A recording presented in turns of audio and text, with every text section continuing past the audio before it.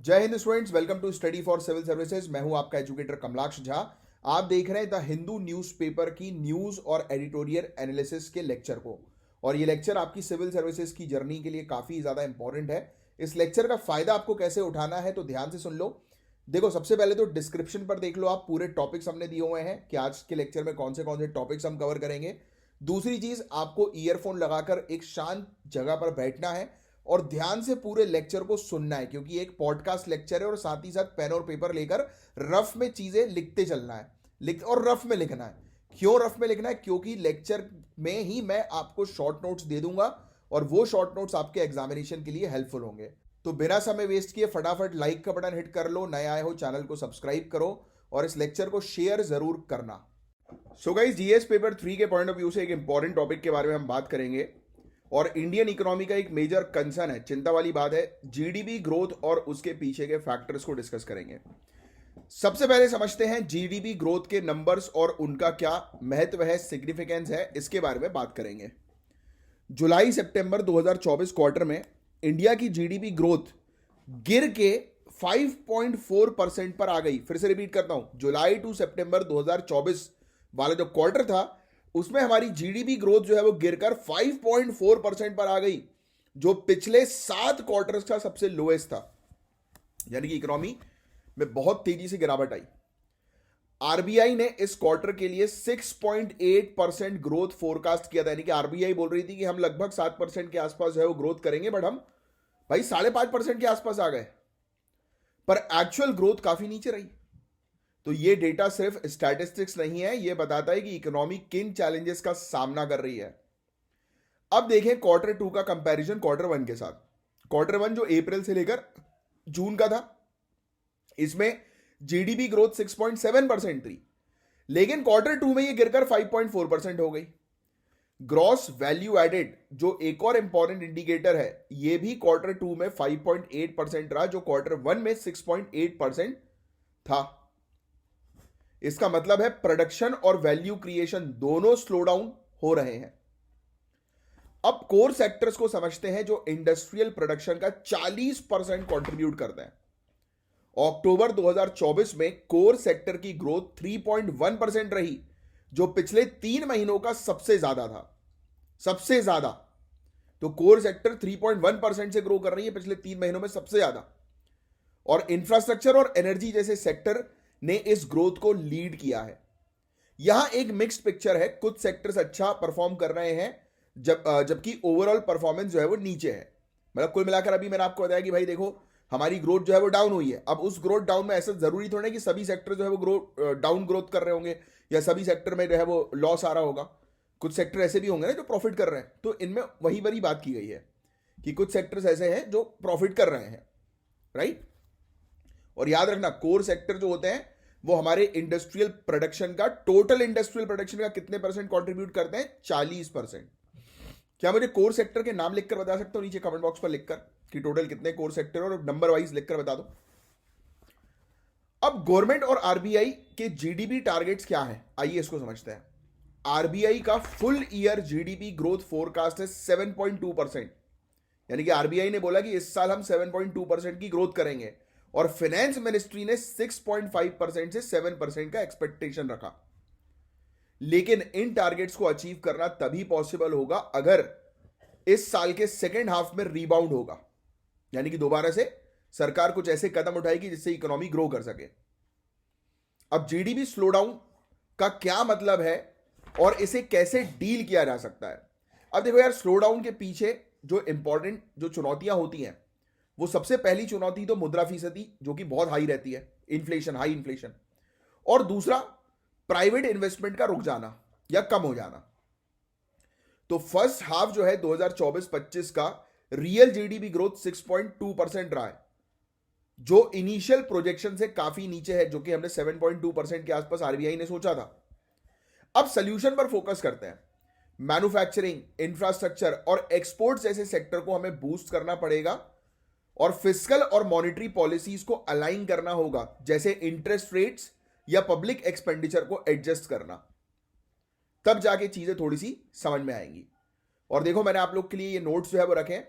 मतलब अभी देखो, ये नोट्स आप मेरे हिसाब से तो नोट डाउन मत करो, क्योंकि ये इस प्रकार की चीजें एग्जामिनेशन में नहीं आती। बस एक आपको ये गवर्नमेंट का टारगेट जरूर नोट डाउन कर लेना कि आरबीआई ने बोला कि 7.2% की इस साल हम ग्रोथ करेंगे और फाइनेंस मिनिस्ट्री ने बोला 6.5% से 7% की ग्रोथ करेंगे। और एक आपको आइडिया लग गया है कि जो हमने टारगेट सेट कर रखा है वो टारगेट नीचे आ रहा है। क्यों? क्योंकि हाई इन्फ्लेशन बहुत ज्यादा है और प्राइवेट इन्वेस्टमेंट काफी कम है। तो ये 2 पॉइंट्स आप लिख सकते हो, चैलेंजेस और गवर्नमेंट टारगेट्स। बस बाकी आपको ये Q2 में कितनी ग्रोथ हुई है, Q3 में कितनी ग्रोथ हुई है, ये सब आपको मेंशन करने की जरूरत नहीं, कभी नहीं आएगा एग्जाम में। ठीक है, तो बस ये चीज आप थोड़ी ध्यान में रखो कि क्या गवर्नमेंट के टारगेट्स और क्या चुनौतियां हैं आज की डेट में। अब जो चुनौतियां होती है वही उसका सोल्यूशन होता है। भाई इन्फ्लेशन हाई है तो इन्फ्लेशन को रिड्यूस करो। कैसे करोगे? मॉनेटरी पॉलिसीज के थ्रू, इंटरेस्ट रेट को एडजस्ट करके, काफी सारे मेजर्स होते हैं, है ना। तो ये इकोनॉमिक्स के पर्सपेक्टिव से एक अच्छा टॉपिक था। होपफुली आपको पूरी चीज अच्छे से क्रिस्टल क्लियर समझ में आई होगी। अब बड़ा इंपॉर्टेंट टॉपिक है one nation one subscription initiative का। सो हम डिस्कस करेंगे one nation one subscription ONOS के टॉपिक को, जो GS पेपर 2 गवर्नमेंट पॉलिसीज और GS paper 3 science and technology के लिए काफी इंपॉर्टेंट है। साथ ही ऐसे पेपर में भी इसका आप उपयोग जो है वो कर सकते हो अगर इस प्रकार की थीम्स आ जाए, डेमोक्रेटाइजेशन से रिलेटेड, टेक्नोलॉजी के रोल से रिलेटेड, राइट, तो इसमें आप उपयोग कर सकते हो। चलो एनीवेज, तो सबसे पहले समझते हैं ये वन नेशन वन सब्सक्रिप्शन आखिर है क्या। तो ये एक गवर्नमेंट का इनिशिएटिव है जो नवंबर 25 को अप्रूव किया गया था। इसका मेन ऑब्जेक्टिव है सेंट्रलाइज्ड एक्सेस देना रिसर्च पेपर के लिए थ्रू एक सिंगल सब्सक्रिप्शन मॉडल। इसका proposal national science technology innovation policy 2000 के अंडर जो है वो आया है। यह इसलिए लाया गया क्योंकि बहुत सारे research journals high fees charge करते हैं, जो स्कॉलर्स और इंस्टीट्यूशंस के लिए एक बड़ा फाइनेंशियल बैरियर बन जाता है। वन नेशन वन सब्सक्रिप्शन का एम है रिसर्च पेपर और जर्नल्स को इजी और कॉस्ट इफेक्टिवली एक्सेस किया जा सके, specially by publicly funded institutions. मतलब कि जितने भी ऐसे इंस्टीट्यूशंस हैं जो रिसर्च पेपर को हासिल करना चाह रहे हैं, देखना चाह रहे हैं, तो वो आसानी से देख सके, उसमें उनका कम पैसा लगे और सिंगल सब्सक्रिप्शन में काम हो जाए और पूरा डेटा रिसर्च से रिलेटेड एक ही जगह पर, एक ही प्लेटफॉर्म पर आ जाए। तो इसके लिए ये हम लोग को देखने को मिला है कि वन नेशन वन सब्सक्रिप्शन है। बात समझ में आई आपके? अब बात करते हैं उन चुनौतियों की जो अब तक रिसर्च के एक्सेस में फेस की जा रही हैं। पहली चीज तो रिसर्च जर्नल्स काफी ज्यादा पैसा चार्ज करते हैं दोनों पब्लिकेशन और एक्सेस के लिए। यानी कि किसी को अगर अपने रिसर्च को पब्लिश करवाना है तो उस पब्लिश करवाने के लिए उनको बहुत पैसा देना पड़ता है जिसने रिसर्च करी है। इससे जो रिसर्चर होते हैं, स्कॉलर्स होते हैं, जो इंस्टीट्यूशंस होते हैं, उनके लिए रिसर्च करना मुश्किल हो जाता है। फिर काफी सारी यूनिवर्सिटीज और इंस्टीट्यूट्स जो अंडर फंडेड है, जिनको फंडिंग नहीं मिलती है, कम मिलती है, उनके पास एसेंशियल जर्नल्स का एक्सेस नहीं होता। अब तक के सिस्टम में कंसोर्टिया बेस्ड नेगोशिएशन होती थी, मतलब हर इंस्टीट्यूट अलग नेगोशिएट करता था, जो इनएफिशिएंट था। अब वन नेशन वन सब्सक्रिप्शन ने इस सिस्टम को रिप्लेस कर दिया है और एक सेंट्रलाइज्ड गवर्नमेंट नेगोशिएशन के साथ, मतलब कि अब एक सिंगल फीस लगेगी जिसमें रिसर्च पेपर को एक्सेस भी किया जा सकेगा और फिर पब्लिश भी किया जा सकेगा। तो हर पॉलिसी की तरह वन नेशन वन सब्सक्रिप्शन की भी कुछ कमियां हैं। सबसे पहली चीज तो वन नेशन वन सब्सक्रिप्शन सिर्फ पब्लिकली फंडेड इंस्टीट्यूशन के लिए है, प्राइवेट इंस्टीट्यूशंस इसके स्कोप में नहीं है, सिर्फ गवर्नमेंट इंस्टीट्यूशन के लिए है। ये मॉडल अब भी कमर्शियल पब्लिशर पर डिपेंड करता है instead of promoting public access models. कौन सा जर्नल सिलेक्ट होगा, इस प्रोसेस में ट्रांसपेरेंसी की कमी है। इससे यह रिस्क है कि कहीं प्रीडेटरी जर्नल्स या आउटडेटेड पब्लिकेशंस प्रमोट ना हो, यानी कि आउटडेटेड रिसर्च प्रमोट ना हो। तो ये एक इशू है। अब देखते हैं कुछ ऐसे ऑल्टरनेटिव सोल्यूशन जो इससे बेटर हो सकते हैं। तो जैसे कि ग्रीन और diamond open access models promote करने चाहिए। ये मॉडल रिसर्च आउटपुट को फ्री और पब्लिकली एक्सेसिबल बनाते हैं। फिर इंडिया के होम ग्रोन जर्नल्स और प्री प्रिंट आर्काइव्स को प्रमोट करने की जरूरत है। ये नॉट ओनली इंडियन स्कॉलर्स को सपोर्ट करेगा बट इंडियन रिसर्च में भी बहुत फायदा करेगा, उसको बूस्ट करने में। गवर्नमेंट ने वन नेशन वन सब्सक्रिप्शन के लिए 6,000 करोड़ रुपए एलोकेट किए हैं 3 सालों के लिए। क्रिटिक्स का कहना है कि यह पैसा इंडिजीनियस सोल्यूशन डेवलप करने में या ओपन एक्सेस सिस्टम को सपोर्ट करने के लिए लगाया जा सकता है। इंडिया का रिसर्च और डेवलपमेंट पे स्पेंडिंग अभी भी एक प्रकार से स्थिर है, रुकी हुई है, और one nation one subscription systematic issue को एड्रेस नहीं करता, जो कि नॉलेज शेयरिंग और एक्सेस डेमोक्रेटाइजेशन के लिए जरूरी है। एकेडमिक इंस्टीट्यूशन और स्टेक होल्डर के साथ कंसल्टेशंस नहीं हुए, जो इस पॉलिसी को प्री मैच्योर और वीक बनाता है इन टर्म्स ऑफ इम्प्लीमेंटेशन।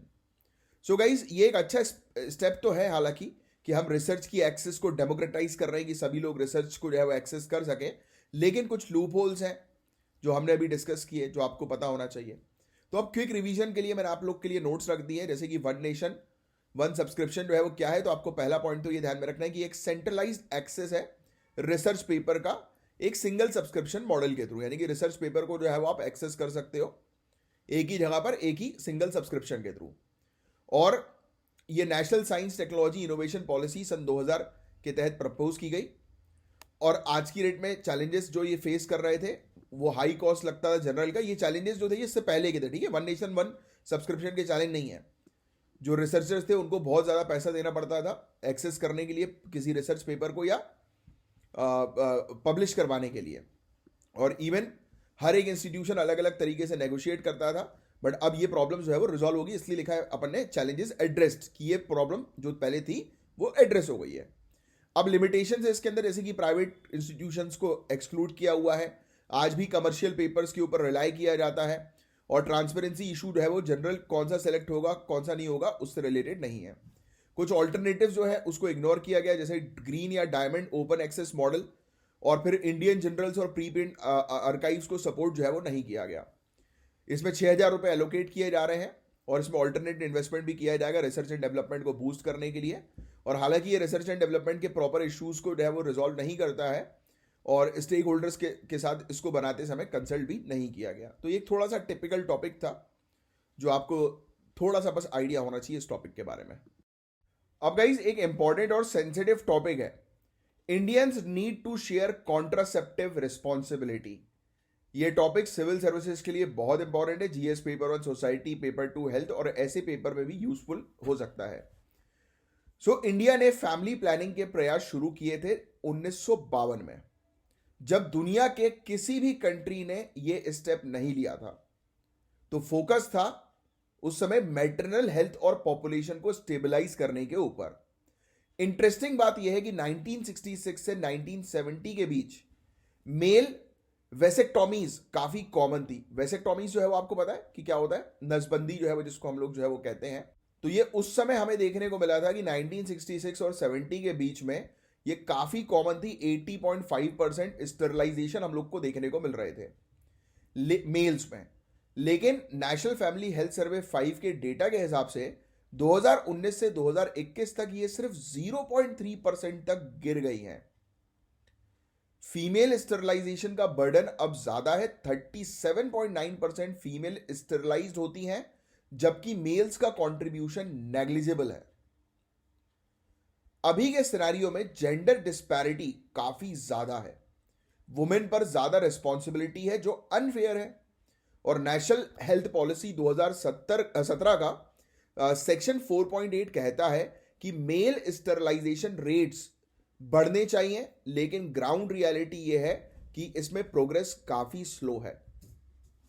अब डिस्कस करते हैं कि यह प्रॉब्लम क्यों एग्जिस्ट करती है। तो सबसे पहली चीज तो यार मेल ईगो और मिसकंसेप्शंस बहुत बड़ा रोल प्ले करता है। लोगों को लगता है कि ये वैसेक्टॉमी में लिबिडो या मैस्कुलिनिटी अफेक्ट होती है, जो गलत है। मतलब ये कहते हैं कि भाई अगर नसबंदी करा लेंगे तो हम फिर मैस्कुलिन नहीं है, राइट, मतलब ये होता है कि वो मर्द नहीं है, मतलब इस तरीके की वो सोच होती है ना। तो ये मिसकंसेप्शन है सबसे बड़ा जो आपको ध्यान में रखना है। इसलिए मेल्स इसमें ज़्यादा इन्वॉल्व नहीं होते कि उनने नसबंदी करा ली तो देखो लोग जनता जो है वो क्या सोचेगी कि मर्द नहीं रहा, राइट। सोचो आप, फिर बहुत से लोगों को ये पता ही नहीं है कि वैसेक्टॉमी के लिए इंसेंटिव्स अवेलेबल हैं, जैसे कैश कंपनसेशन, यानी कि लोगों को कैश कंपनसेशन मिलता है अगर वो नसबंदी कराते हैं, तो ये भी अवेलेबल पता नहीं है लोगों को। इवन गांव क्षेत्रों में ट्रेन्ड मेडिकल पर्सनल्स की कमी है जो नॉन स्कैल्पल वैसेक्टॉमी इफेक्टिवली कर सकें। डेली वेज अर्नर्स को लगता है कि स्टरलाइजेशन के बाद उनका काम छूट जाएगा, इसलिए वो हेजिटेट करते हैं, यानी उनको लगता है कि यार इससे उनकी ताकत जो है वो घट जाएगी और फिर उनको काम नहीं मिलेगा। तो सर्वेस दिखाते हैं कि महिलाओं को लगता है कि स्टरलाइजेशन उनकी जिम्मेदारी है और मेन इस डिस्कशन से दूर रहते हैं। मिथ्स और कम्युनिकेशन की कमी इस रिलक्टेंस को और बढ़ाती है, स्पेशली इकोनॉमिक वीकर सेक्शन में। तो सोल्यूशन क्या हो सकते हैं? वेसेक्टॉमी जो है इसके लिए ज्यादा कैश इंसेंटिव प्रोवाइड कराना चाहिए। एग्जाम्पल, मध्य प्रदेश ने 2022 में इंसेंटिव्स 50% तक बढ़ाए थे। फिर कम्युनिटी डिस्कशन, मीडिया कैंपेन्स और स्कूल से सेंसिटाइजेशन शुरू करना होगा। मेडिकल स्टाफ को ट्रेन करना जरूरी है ताकि वेसेक्टॉमी सर्विसेज रिमोट एरियाज में भी इजीली अवेलेबल हो। मेल स्टरलाइजेशन को ब्रॉडर रिप्रोडक्टिव हेल्थ पॉलिसीज का हिस्सा बनाना चाहिए। और दुनिया की कुछ कंट्रीज से इंस्पिरेशन ले सकते हैं। जैसे कि साउथ कोरिया की बात करें तो वहां पर नसबंदी काफी कॉमन है because of awareness campaign. Bhutan के अंदर free government run vasectomy camps organise किए जाते हैं। ब्राजील के अंदर मास मीडिया का उपयोग करके वेसेक्टॉमी को नॉर्मलाइज किया गया है और 0.8% से 5% तक जो है वो इनका वेसेक्टॉमी का रेट बढ़ा है।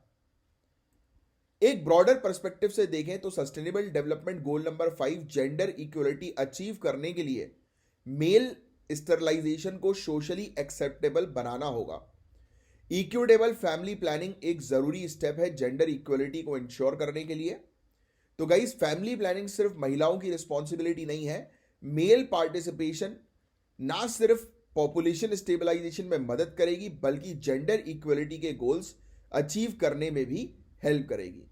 तो बहुत जरूरत है अवेयरनेस, पॉलिसी रिफॉर्म्स और सोसाइटल माइंडसेट चेंज करने की। तो मैंने आप लोग के लिए नोट्स लिखे हुए हैं कि इंडिया ने फैमिली प्लानिंग की शुरुआत 1952 में करी थी, जिसमें जो पुरुष का जो नसबंदी जो है वो गिर गई थी 1966-70 में 80% के आसपास थी और वो 0.3% हो गई। फिर वुमेन जो है वो आज की डेट में सबसे ज़्यादा बर्डन फेस करती हैं स्टरलाइजेशन का।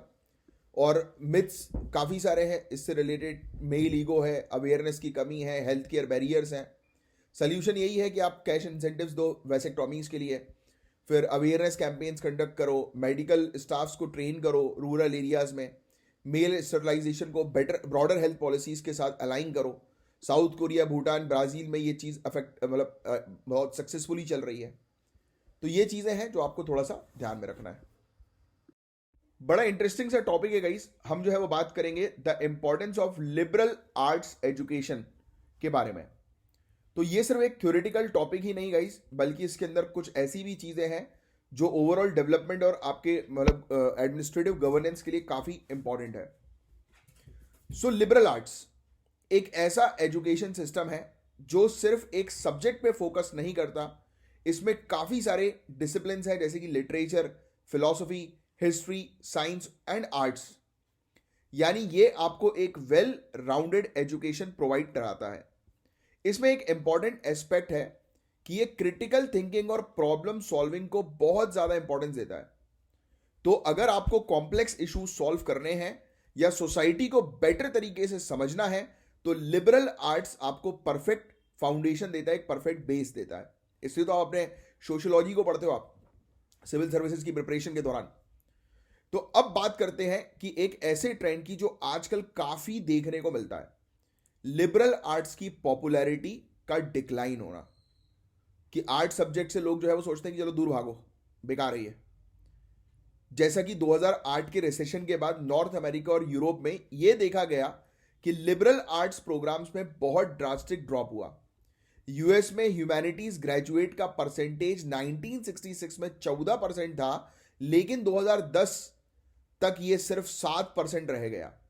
ये मेनली जॉब मार्केट के प्रेशर की वजह से है, क्योंकि लोग ये सोचने लगे हैं कि आर्ट्स डिग्री से उनको रियल वर्ल्ड स्किल्स नहीं मिल रही है। जॉब मार्केट के बारे में काफी क्रिटिसिज्म होता है लिबरल आर्ट्स डिग्री पर।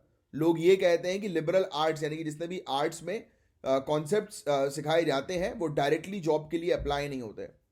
फिनेंस और इंजीनियरिंग जैसी फील्ड को प्रेफरेंस दी जाती है क्योंकि उसमें जॉब प्रोस्पेक्ट्स ज्यादा है। क्रिटिक्स यानी कि आलोचक कहते हैं कि आर्ट्स, लिबरल आर्ट्स सिर्फ एब्स्ट्रैक्ट आइडियाज यानी कि थ्योरेटिकल है, जो प्रैक्टिकल जॉब्स के लिए नेसेसरी स्किल्स नहीं देता। पर आपको यह जानकर अच्छा लगेगा कि आर्ट्स का ट्रेंड यूरोप और यूके में फिर से वापस आने लगा है। जैसे यूनिवर्सिटी ऑफ नॉटिंघम और काफ़ी सारी यूके की यूनिवर्सिटीज़, यहाँ पर आर्ट्स को स्पेशलाइज्ड डिसिप्लिन के साथ जोड़ा गया है। यह अप्रोच एक बैलेंस क्रिएट करती है between deep knowledge and broader perspective, जो स्टूडेंट को सोसाइटल चैलेंजेस को समझने और सॉल्व करने में मदद करती है। हांगकांग का मॉडल भी काफ़ी इंटरेस्टिंग है। वहाँ पे 3 साल का US style degree programme offer किया जाता है, जिसमें आर्ट्स और स्पेशलाइजेशन का अच्छा मिक्स होता है। ये स्टूडेंट को वेल राउंडेड और वर्सेटाइल बनाने में मदद करता है। इंडिया में भी आर्ट्स एजुकेशन काफ़ी अंडर वैल्यूड है, लेकिन इसके पोटेंशियल को इग्नोर नहीं किया जा सकता। आर्ट्स इंडिया में गरीबी, इनइक्वालिटी और क्लास डिवाइड जैसे इश्यूज को एड्रेस कर सकता है। ये एजुकेशन सिस्टम स्टूडेंट्स को क्रॉस डिसिप्लिनरी नॉलेज देता है, जो उन्हें सोशल इश्यूज को समझने और सॉल्व करने में मदद करते हैं। आपका क्या फील्ड है?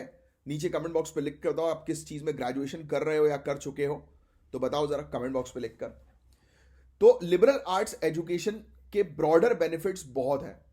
इससे critical thinking, effective communication, multi dimensional problem solving skills develop होती है। आज के टाइम पे जब हम कॉम्प्लेक्स वैश्विक चुनौतियों जैसे क्लाइमेट चेंज, ह्यूमन राइट्स और टेक्नोलॉजिकल एथिक्स का सामना कर रहे हैं, तो इसमें लिबरल आर्ट्स के स्किल की बहुत आवश्यकता है। तो आर्ट्स एजुकेशन का ग्लोबल पर्सपेक्टिव भी बहुत इंपॉर्टेंट है। ये क्रॉस कल्चरल अंडरस्टैंडिंग को प्रमोट करता है, जो आज की ग्लोबलाइज्ड वर्ल्ड में बहुत जरूरी है। गवर्नेंस, पॉलिसी डिजाइन और ग्लोबल लीडरशिप जैसे एरिया में आर्ट्स एजुकेशन से स्टूडेंट्स को एथिकल डायमेंशन मेकिंग करने में मदद मिलती है। ये इंटरडिसिप्लिनरी लर्निंग का एक काफी अच्छा एग्जाम्पल है गाइस। सो आज के डिस्कशन से ये समझ में आता है कि आर्ट्स एजुकेशन सिर्फ एक ट्रेडिशनल अप्रोच नहीं है, बल्कि ये बहुत इंपॉर्टेंट टूल है जो आपको होलिस्टिक डेवलपमेंट और क्रिटिकल थिंकिंग सिखाता है। तो आपको सोसाइटी के कॉम्प्लेक्स प्रॉब्लम्स को सॉल्व करने में इससे मदद मिलती है। तो अब शॉर्ट नोट्स आपके लिए हैं, जैसे कि लिबरल आर्ट्स एजुकेशन जो है वो क्या है। एक ऐसा सिस्टम जो अलग अलग डिसिप्लिन में फोकस करता है, जैसे literature, philosophy, history, science, arts. और आर्ट्स का जो है वो डिक्लाइन हुआ है, राइट, रिसेशन के कारण, और फोकस जॉब मार्केट के ऊपर किया गया। बट अब ये दोबारा से इंग्लैंड और यूके में जो है वो नजर, यूरोप और यूके में ज़्यादा देखने को मिल रहा है। फिर इसकी इंपॉर्टेंस क्या है आर्ट की? तो ये आपको क्रिटिकल थिंकिंग डेवलप करना सिखाता है, कम्युनिकेशन में मदद करता है, प्रॉब्लम सॉल्विंग स्किल सिखाता है। ग्लोबल पर्सपेक्टिव से भी देखें तो empathy, cross cultural understanding, ethical decision making, ये सब चीज़ों को इंकरेज करता है। और इंडिया के अंदर आर्ट्स एजुकेशन हेल्प करेगा गरीबी, असमानता और समाज की जो चुनौतियां हैं उसको रिजॉल्व करने में। तो काफ़ी ज़्यादा इंपॉर्टेंट टॉपिक था गाइस। होपफुली ये टॉपिक आपको अच्छे से क्रिस्टल क्लियर समझ में आया होगा। अब गाइस हम बात करेंगे प्लेस ऑफ वर्शिप एक्ट 1991 के बारे में, और इसके कॉन्स्टिट्यूशनल, हिस्टोरिकल और सेक्युलर इंप्लीकेशंस को डिस्कस करेंगे। तो सबसे पहले तो ये कानून 1991 में बनाया गया था और इसका प्राइमरी गोल था इंडिया में रिलीजियस हार्मनी को प्रोटेक्ट करना। इस कानून के तहत गवर्नमेंट ने रिलीजियस प्लेसेस की आइडेंटिटी और कैरेक्टर को उस फॉर्म में प्रोटेक्ट करना स्टार्ट किया जो उनका अगस्त 15, 1947 को था। समझ रहे हो आप बात को? कि 19 सिंपल शब्दों में मैं अगर आपको समझाऊं कि कोई भी लीगल केस ऐसे रिलीजियस प्लेसेस के रिलीजियस कैरेक्टर को चैलेंज नहीं कर सकता अनलेस वो केस ऑलरेडी एक्सेप्शनल सिचुएशन में है, जैसे कि राम जन्मभूमि का केस। अभी भी समझ में नहीं आया तो सिंपल शब्दों में और समझाऊं तो ये कहा गया कि 15 अगस्त 1947 को जिस जगह पर मंदिर है या जिस जगह पर मस्जिद है वो वैसी की वैसी रहेगी, उसको आप चेंज नहीं कर सकते। समझे? बट एक्सेप्शनल था क्या? राम जन्मभूमि का मामला, कि इस पर जो है वो आगे चल के डिसीजन लिया जाएगा। अब इस कानून का मेन ऑब्जेक्टिव यह था कि कम्युनल हार्मनी को मेंटेन किया जाए, कि सभी लोग जो है वो एक साथ मिलजुल कर रहे हैं, और सेक्युलरिज्म को प्रोटेक्ट किया जाए। अलग अलग धर्म के लोग जो है वो एक साथ रहे बिना किसी कंफ्यूजन के, बिना किसी कॉन्फ्लिक्ट के। तो ये एक प्रैक्टिकल स्टेप था जिसमें गवर्नमेंट ने स्पेसिफिक गाइडलाइंस बनाई थी कि किस तरह की लीगल डिस्प्यूट्स को अवॉइड किया जाए जो रिलीजियस हार्मनी को डिस्टर्ब कर सकते हैं, कि आपस में धार्मिक संबंध जो है वो अलग अलग धर्म के लोगों के बीच में वो डिस्टरप्ट हो सकते हैं, उसमें प्रॉब्लम्स हो सकती हैं। इस चीज को अवॉइड करने के लिए ये गाइडलाइन सरकार लेकर आई। यहां तक बात क्लियर आप लोगों को? अब हम बात करते हैं कि ये कानून अभी सुप्रीम कोर्ट में क्यों चैलेंज हो रहा है। तो कुछ पेटिशनर ये आर्ग्यू करते हैं कि ये कानून बेसिक स्ट्रक्चर डॉक्ट्रिन का उल्लंघन करता है। बेसिक स्ट्रक्चर डॉक्ट्रिन का मतलब है कि कॉन्स्टिट्यूशन के कुछ कोर प्रिंसिपल्स को चेंज नहीं किया जा सकता और आर्टिकल 32 जो राइट टू कॉन्स्टिट्यूशनल रेमेडीज देता है उसका उल्लंघन हो रहा है, ये कहते हैं पेटिशनर। तो जो याचिकर्ता उनने बोला कि भाई आप एक तो आर्टिकल 32 का उल्लंघन कर रहे हो कि आप हमें कोर्ट तक पहुंचने नहीं दे रहे हो न्याय के लिए, और दूसरा आप जो बेसिक स्ट्रक्चर का जो डॉक्ट्रिन है, सिद्धांत है, उसका मेन जो प्रिंसिपल है उसका उल्लंघन किया जा रहा है।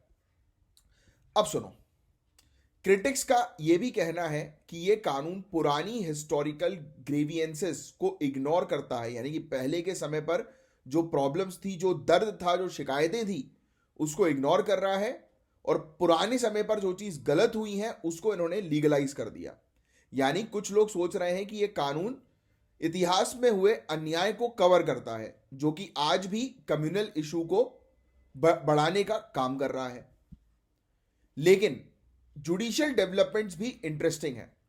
सुप्रीम कोर्ट ने अब तक इस केस को स्पीड अप नहीं किया, और अलग अलग लोकल कोर्ट जैसे कि राजस्थान और उत्तर प्रदेश में ये केस चल रहे हैं जो मस्जिद के ओरिजिन से रिलेटेड है, जिसमें ऐतिहासिक एविडेंस की बात की जा रही है।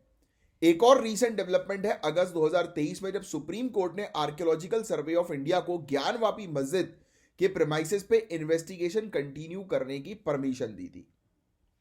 अब बात करते हैं केंद्र के विचार की कि केंद्र क्या कह रहा है। तो गवर्नमेंट ने इस कानून के डिफेंस में कोई एक्टिव स्टैंड नहीं लिया है पिछले 4 सालों में, और जब से यह केस सुप्रीम कोर्ट में फाइल किया गया है तब से कुछ नहीं कहा सेंट्रल गवर्नमेंट ने, वो चुप्पी साधी है।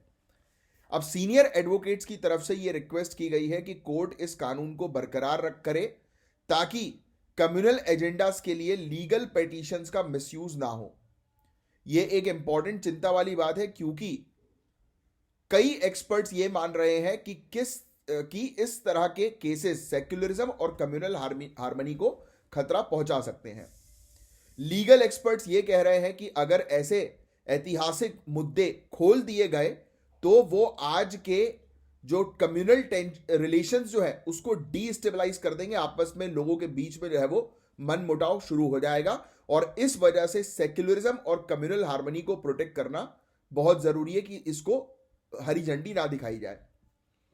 तो चलिए अब जल्दी से कुछ पॉइंट जो है वो देखते हैं, राइट, जो हमने डिस्कस किए। तो पहला पॉइंट, अगर मैं आपको शॉर्ट नोट्स के पर्सपेक्टिव से जो है वो बताऊं,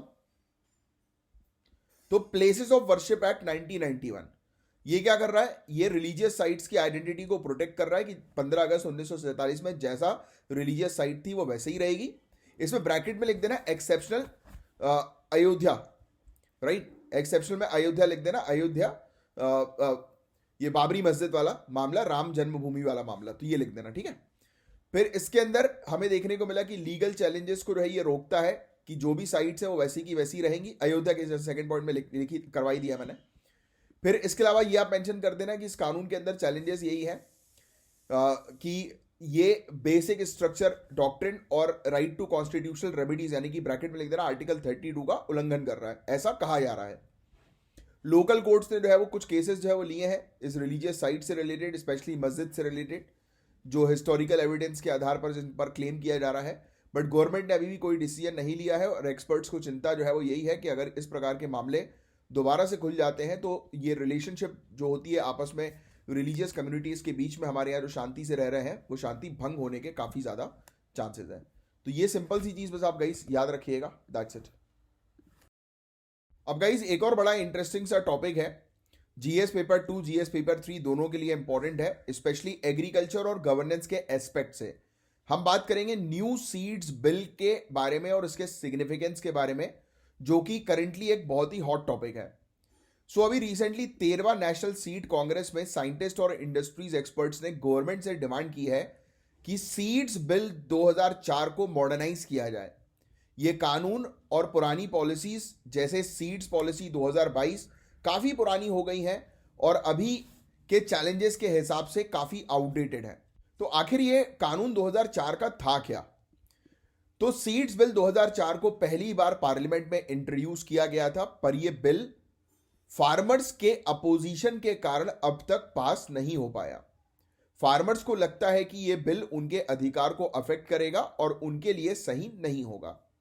यह बिल सीड सर्टिफिकेशन और क्वालिटी अश्योरेंस को रेगुलेट करने के काम करता है ताकि फार्मर्स को अच्छी क्वालिटी के सीड्स मिल सकें।